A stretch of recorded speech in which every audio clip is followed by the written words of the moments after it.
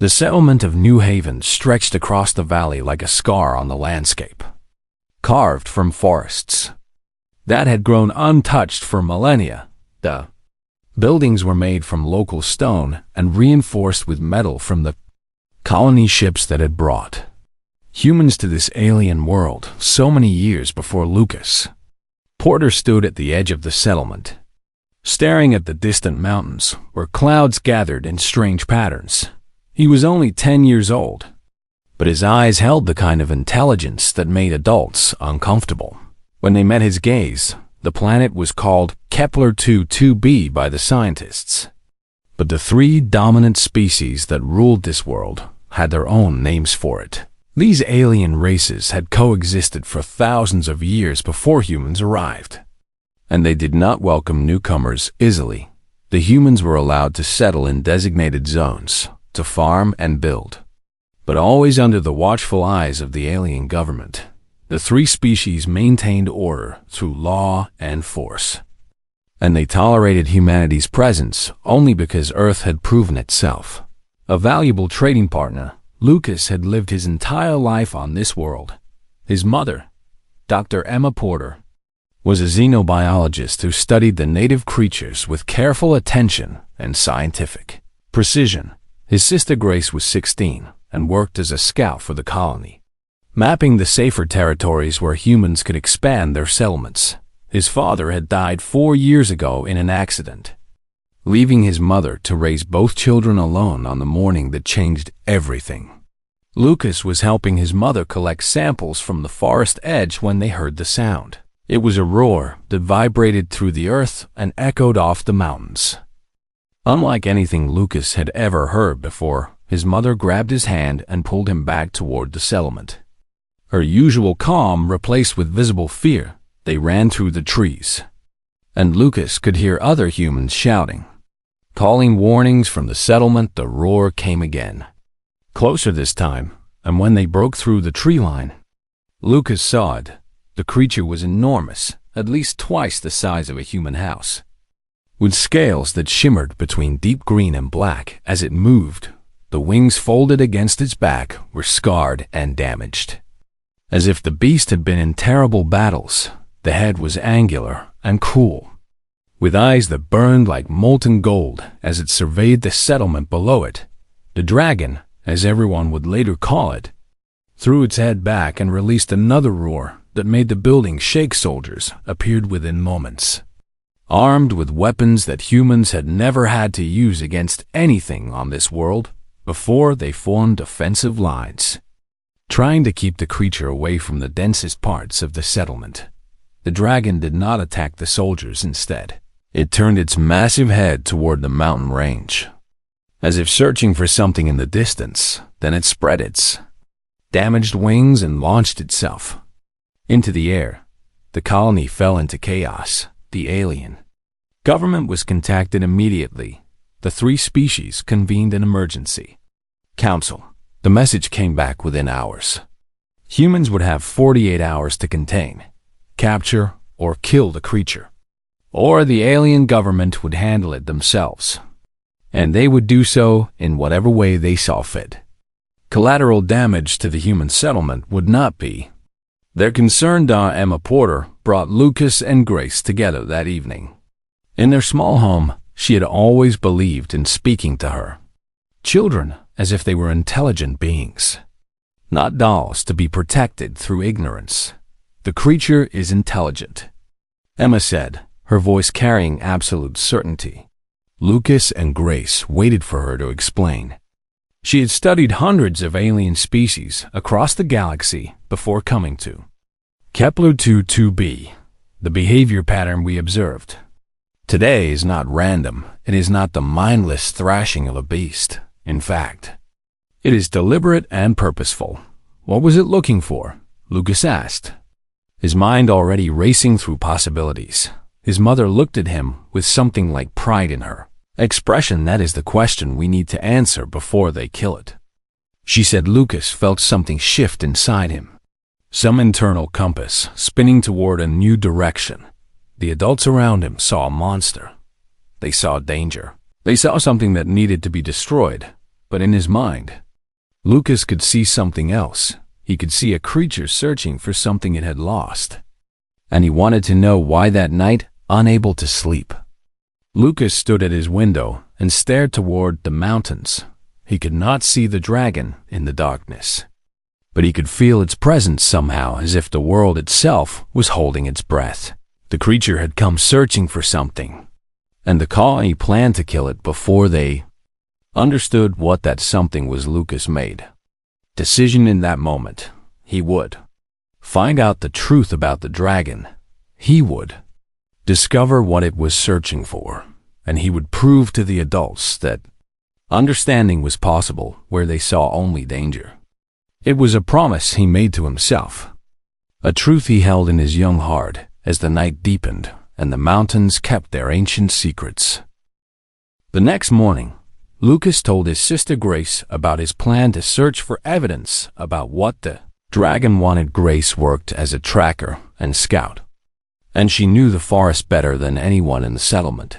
She was skeptical at first, but Lucas showed her what he had observed about the dragon's behavior, the way it had not attacked randomly but moved with purpose toward the mountains, the way its roar seemed to be calling out rather than declaring dominance. Grace understood what her brother was suggesting, and after a long moment of consideration, she agreed to help him.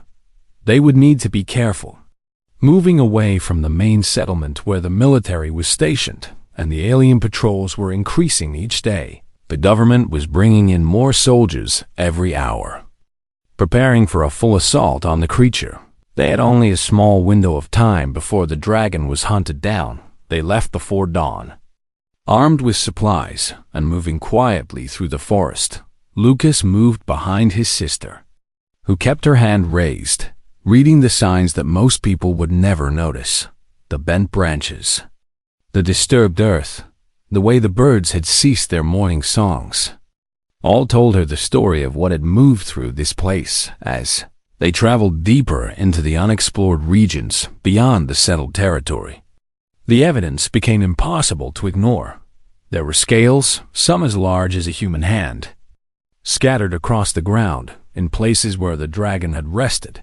The claws had left gouges in the earth so deep that Grace had to stop and stare at them for a long moment. These were old wounds on the creature's body, ancient injuries that never fully healed. They found a cave system carved into the mountainside, and within it they discovered something that changed everything. Claw marks covered the inside walls, but not the marks of an aggressive animal trying to escape. Rather, they were the marks of a parent preparing a nest. The walls were smoothed in places, creating small alcoves, and the entire cave had been shaped by intention and purpose in the deepest chamber of the cave system. They found 5 eggs. The eggs were the size of a human child's torso, with shells that had hardened and cracked over what looked like years of exposure and neglect.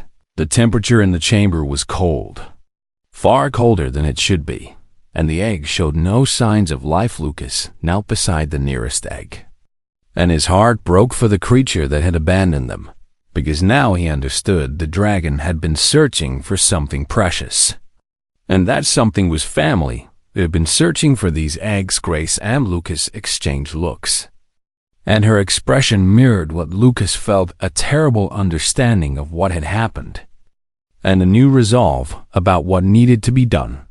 They documented everything, taking measurements and samples that their mother could analyze. Grace even sketched the cave system from memory, knowing that written directions would be too slow as they were preparing to leave the cave system.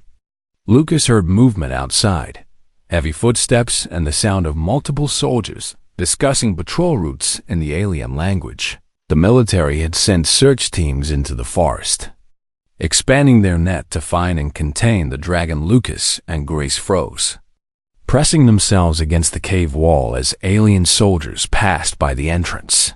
They remained completely still for what felt like hours, but was probably only 20 minutes, barely breathing until the soldiers moved on to search other areas. When they finally made their way back to the settlement, the sun was beginning to set. Grace went directly to find Lucas's mother at her research laboratory. While Lucas went to prepare the evidence in their home, Dr. Emma Porter listened to both children in silence. And then she went to the storage freezer where she kept biological samples and materials. She examined the samples they had brought back with careful, practiced movements. Her hands moved across the equipment with the precision of someone who had done this thousands of times before. When she finally looked up at her children, her eyes were wet. "These eggs are alive," she said. Her voice was steady but filled with emotion. "They are dormant, a biological state that preserves them across long periods of time. But the eggs are still living beings. Some intelligence placed them in this cave system, intentionally knowing that the cold would preserve them." Lucas felt his chest swell with the weight of this knowledge. The dragon had not abandoned her eggs. The dragon's eggs had been stolen or hidden, and the dragon had spent years searching for them. Emma stood and walked to the window, looking out toward the distant mountains where the creature was likely hiding. "The government will kill it tomorrow or the day after," she said quietly. "They will not listen to evidence or reason. They have already decided what needs to happen. They fear what they do not understand, but you can make them listen," Lucas said. His young voice carried absolute faith in his mother's abilities. "You are a scientist. They respect scientists." Emma turned back to her children, and Lucas saw the moment she made her own decisions, something in her posture shifted. Some internal wall came down. She had been playing by the rules, being careful, trying to fit into the colony's structure. But now she was choosing something different. She was choosing to stand with her children. "Then we will give them evidence they cannot ignore," Emma said. "We will show them the truth about this creature, and if they refuse to listen, we will show the galaxy what kind of people we are willing to become in order to protect ourselves from the unknown." Grace reached over and squeezed Lucas's hand, and he knew that his sister understood the magnitude of what they were about to do. They were going to challenge the government.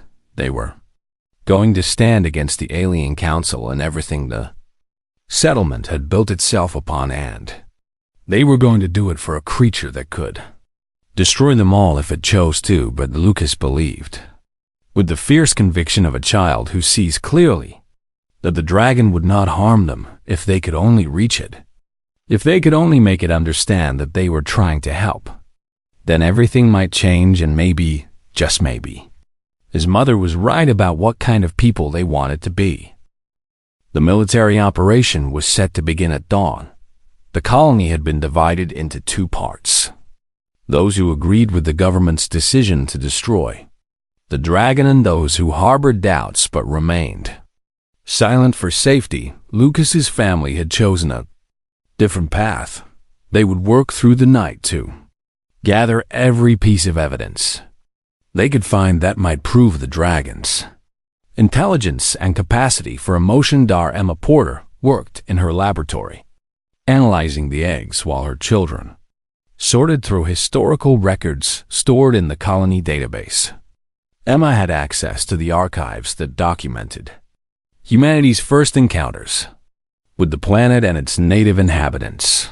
The records were sparse and poorly maintained, but there were references to large creatures sighted in the earliest days, and notes about how they had disappeared. Grace brought her sketches and observations to the laboratory, adding detail to the cave system map.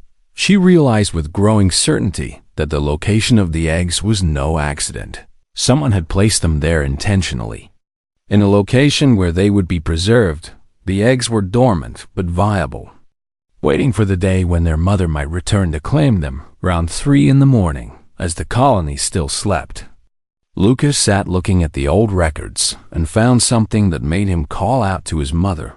A military expedition from 15 years ago, before Lucas was even born, had reported encountering a large creature in the northern mountain range.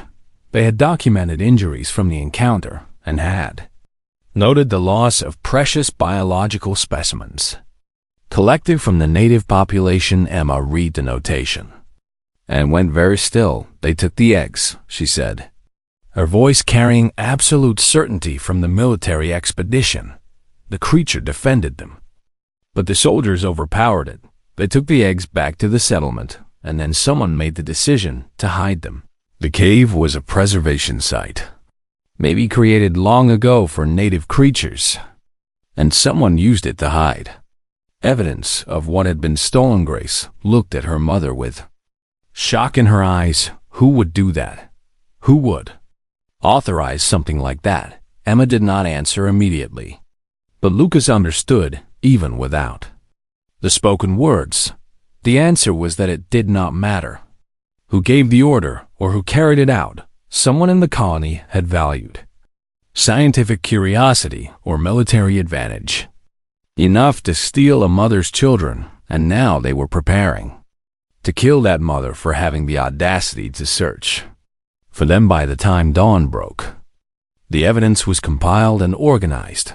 Emma had documented everything scientifically, a list of behavioral observations, biological analysis, historical records, all pointing to the same conclusion. The dragon was intelligent. It was capable of complex emotion. It had been searching for something precious. It was a grieving parent driven by love and loss. Emma took the evidence directly to the Alien Council. She requested an emergency hearing before the destruction order was carried out. The council, surprised by her confidence and the weight of her documentation, agreed to a brief delay. They would listen to her evidence before proceeding with the operation. But while Emma was presenting to the council, something unexpected happened. Lucas and Grace saw military units moving past their home in larger numbers than usual.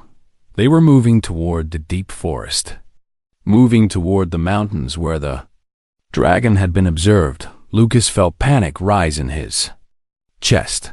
The government was not waiting for the council's decision. They were implementing their plan. He grabbed Grace's hand, and together they ran after the military units. They moved quietly through the trees, using every trick Grace had learned as a scout to stay hidden. The soldiers moved with heavy weapons and determination, discussing their strategy in the alien language that all colony residents had learned to understand over the years. The dragon would be driven into a containment area, and then the elimination would begin. It was efficient and practical, exactly the kind of solution that the alien government preferred. But it was not merciful, and it was not just, as Lucas and Grace were trying to circle around the military unit to warn the dragon or at least observe what was happening. They nearly ran directly into a patrol. The alien soldiers spotted them and immediately began to move in their direction. Grace pulled Lucas deeper into the forest, pushing him faster than he had ever run before. Behind them, they could hear the soldiers calling out and following. They had to keep moving, had to find shelter before they were captured. Lucas's mind was racing, not just with fear, but with purpose. He knew where the dragon nested. He knew the cave system. His mother had the evidence that could change everything if they could just survive long enough. Soldiers were getting closer, and Lucas could hear their weapons being armed.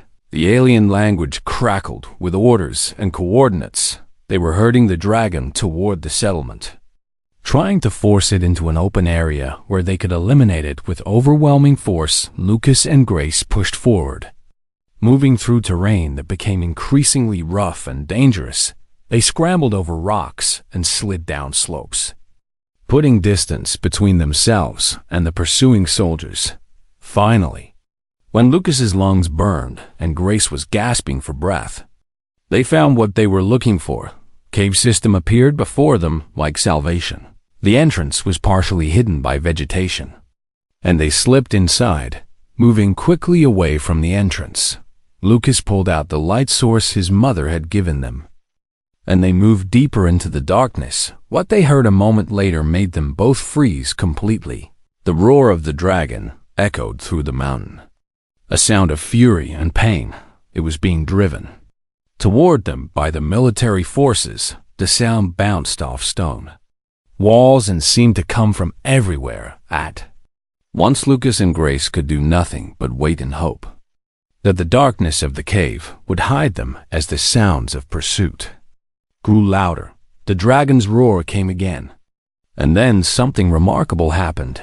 The creature's cries seemed to change as it drew closer to the cave system, as if it was searching for something, calling out with hope rather than anger. Grace gripped Lucas's hand tightly in the darkness. They were hidden in the tomb of a dead family. The eggs of a desperate mother scattered in chambers around them, and just outside, the dragon itself was being hunted by those who could not understand what it truly was, a parent searching for the pieces of love it had lost. The moment was coming when everything would change, when the dragon and Lucas would finally meet face to face, when the creature would learn that not all humans were its enemies, and Lucas would learn that compassion was stronger than fear. The military forces halted their pursuit at the cave entrance. The alien soldiers were trained and disciplined, but they were also cautious. They had already sustained injuries from the creature in previous encounters, and they knew that cornering it in a cave system was dangerous ground for them. Instead, they withdrew to set up a perimeter, planning to starve the beast out or force it out with chemical agents inside the darkness. Lucas heard the soldiers' footsteps retreating. He squeezed Grace's hand, and they began to move backward, going deeper into the cave system. They could still hear the dragon somewhere in the darkness. Its breathing heavy and labored. It sounded injured. Lucas moved toward the sound instead of away from it. Grace pulled on his arm, trying to stop him, but he gently but firmly pulled forward, toward the danger, toward the unknown, toward what his heart told him needed to be done. As they walked through the cave, their light source casting strange shadows on the stone walls, they began to see the shape of the dragon in the deepest chamber. The creature was crouched near the eggs Lucas had discovered with Grace. The dragon's great head was lowered, and it was making soft, quiet sounds that were nothing like the terrible roars they had heard before. This sound was mournful and gentle, a parent's lament. The dragon sensed their presence before they came fully into view. It lifted its head, and Lucas saw those molten gold eyes fix upon him. The moment stretched into infinity, or at least it felt that way to Lucas. The creature could crush him with a single claw. It could burn him with fire from its throat. It could end his life in 1,000 different ways, but it did not move. Lucas took another step forward, and then another. He moved slowly, deliberately, keeping his movements gentle and non-threatening. His sister remained where she was, her hand over her mouth, barely breathing as she watched what her brother was doing. Lucas spoke softly, his young voice barely above a whisper. "Your eggs are alive," he said. His English words meant nothing to the dragon, but his tone carried something that transcended language, peace and tension. A desire to help. The dragon's head tilted slightly. Curious, the great creature made a sound that was less a roar and more like a rumble of deep communication. Lucas continued walking forward until he was close enough to touch the scaled hide of the beast. He reached up, and his small hand rested against the dragon's shoulder. The scales were warm under his palm, and he could feel the muscle beneath, powerful and tense. But the dragon did not pull away. Instead, it slowly lowered its massive head until it was at the same level as the boy. They stood there together in that moment, a human child and an alien dragon that had no reason to trust each other, but chose to do so anyway. Lucas felt tears running down his face. He did not understand why he was crying, only that the weight of everything suddenly became real. The dragon's pain, the loss of its children, the cruelty of those who had stolen them, the beauty of a mother's love that transcended species boundaries, all of it poured through him in that moment. Grace emerged from the darkness and approached her brother slowly. She did not touch the dragon as Lucas had done, but she opened the documents she had brought with her and laid them on the ground. The sketches of the cave, the measurements of the eggs, the love that was evident in every line. The dragon looked at the drawings, and something changed in its expression. It moved toward them, sniffing carefully at the images, as if trying to understand what they meant. It recognized its own nest in those sketches. It saw the eggs it had been searching for a sound emerge from the dragon then. Not a roar, but something between a purr and a song. It was a sound of hope, of joy mixed with sorrow. It was the sound of a mother who had been reunited with the evidence of her children's existence, even if she had not yet been reunited with the eggs themselves outside. The alien soldiers began using amplified speakers to issue commands for the dragon to surrender and exit the cave. Lucas could hear them, but he also heard something else. He heard the sound of human footsteps running toward the cave, and he recognized his mother's voice calling out his name. Dr. Emma Porter emerged into the cave system with several alien council members behind her. She had been in a hearing with the government, but she had heard through the communication system that a military operation was being conducted against the creature. She had demanded that the council come with her to witness what she had discovered. The aliens entered the cave and stopped dead when they saw the scene before them, a boy standing beside a dragon, a girl, showing the dragon images of its own nest and the dragon itself, making sounds that conveyed deep emotion to anyone with ears to hear. Emma moved toward Lucas and wrapped her arms around him. The three alien council members watched silently as the dragon acknowledged Emma's presence with a gentle turn of its great head, but its eyes were on Lucas, the boy who had reached out when everyone else was reaching for weapons. One of the council members stepped forward. His name was Krell, and he was older than the others. A being who had seen many civilizations rise and fall across the galaxy, Krell approached the dragon without fear, but also without arrogance. He looked at Lucas and then at the creature. "What have you shown us, human child?" Krell asked in the English language that all educated aliens had learned. "What have you shown the Council of Three?" Lucas did not hesitate. His answer came from a place of certainty that only a child can possess. "This is a mother," he said simply. "She lost her children, and she was searching for them. She wanted her family back. That is all she ever wanted. We are the ones who stole from her. We are the ones who hunted her. We are the ones who need to change, not her." The council members exchanged looks. The military forces outside had shut off the amplified speakers. They were waiting for direction. The fate of the dragon, and perhaps the fate of the entire colony's relationship with the alien government, hung in the balance. Krell knelt down to Lucas's eye level, and the most powerful council member looked directly into the eyes of a 10-year-old boy with tears still wet on his cheeks. "Tell me what you want, young human. What would make this right?" And Lucas, standing beside the dragon with his sister and his mother, spoke the words that would change the world. Lucas spoke with the clarity of a child who has seen the truth and refuses to be silent about it. He asked for three things. First, the dragon's eggs must be returned to her, brought from wherever they were being preserved in the colony's storage facilities. Second, the colony must establish a protected zone in the mountains where the dragon could live freely and raise her young without fear of being hunted. Third, humans would need to live differently than they had been living. They would need to learn that strength did not always mean taking or destroying, but sometimes meant understanding and protecting. Krell rose to his full height, which made even the dragon look small by comparison. The council member was silent for a long time, and everyone in the cave held their breath. The other two council members did not speak.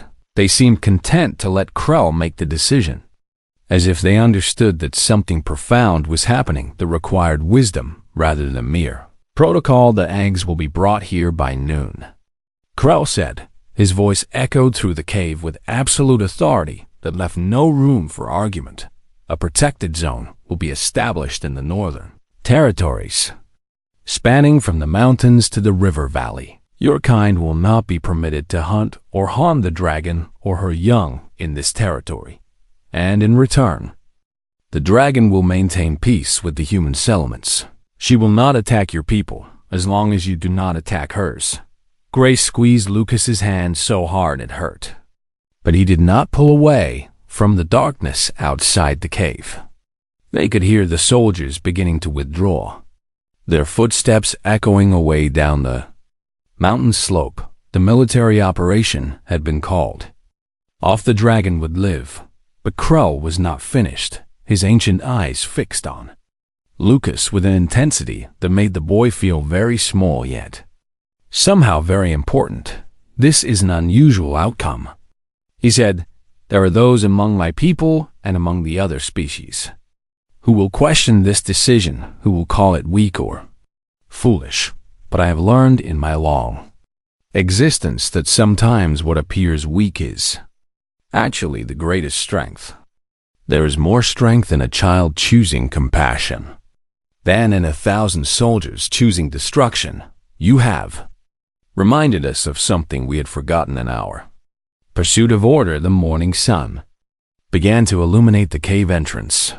The council members filed out, and within hours, the colony mobilized to fulfill the first of Lucas's requests. The eggs were transported carefully from the deep storage facility where they had been kept in a preserved state for 15 years. They were carried to the cave system with gentle hands and careful movements, and Lucas's mother directed their placement in the nest chamber. When all 5 eggs were arranged properly, the dragon moved toward them with a sound like thunder and music combined. It was the sound of a mother's joy, of reunion, of hope restored. The eggs were still dormant, but alive, and the dragon began the process of warming them, curling her massive body around them in embrace that no one could have predicted from the creature that had roared across the sky just days before. Over the following months, the world began to change. The protected zone was established and carefully maintained. The dragon emerged from the caves less frequently as she devoted herself to her eggs. But when she did appear, there were no more attacks, no more violence. There was only a mother, watching over her territory with the fierce protectiveness of a parent. Lucas became something unexpected, a bridge between species, a boy who had changed the course of history, not through military power or political maneuvering, but through seeing clearly and speaking truth. The Alien Council requested that he serve as an official ambassador between human and alien government, a position that no child had ever held before. But Lucas was no ordinary child. The colony began to rebuild itself around different values. The settlement still grew, but now it grew with respect for the native creatures and careful attention to the territories that had been declared protected. In the protected zone, the first dragon eggs in 15 years began to hatch. 4 of the 5 eggs produced healthy young, vibrant new life that filled the valleys with their calls. Grace became the official documenter of dragon behavior, writing extensive observations that became mandatory reading across multiple worlds. Her research proved beyond any doubt that dragons possessed intelligence, language, and complex social structures equal to any of the known species across the galaxy. These discoveries led to reforms in how many civilizations treated creatures they had previously dismissed as monsters. Dr. Emma Porter led a revolution in xenobiological study. The discovery of the dragons and their intelligence opened new avenues for research and understanding. The scientific community that had once been content to catalog creatures from a distance now felt obligated to understand them, to respect them, to see them as equals rather than specimens or threats.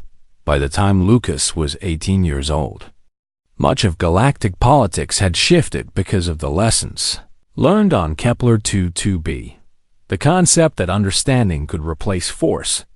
That compassion could bridge even the largest differences between species, had become central to new treaties and alliances that spanned dozens of worlds. The protected valley became a symbol across the galaxy of what was possible when people chose mercy over revenge, understanding over fear.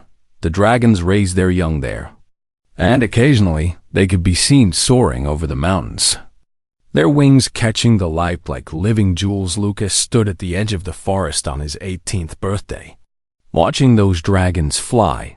The adult dragons moved with grace and power, and the younger ones chased after them, still learning the mysteries of flight and hunting and the freedoms they had been denied for so long.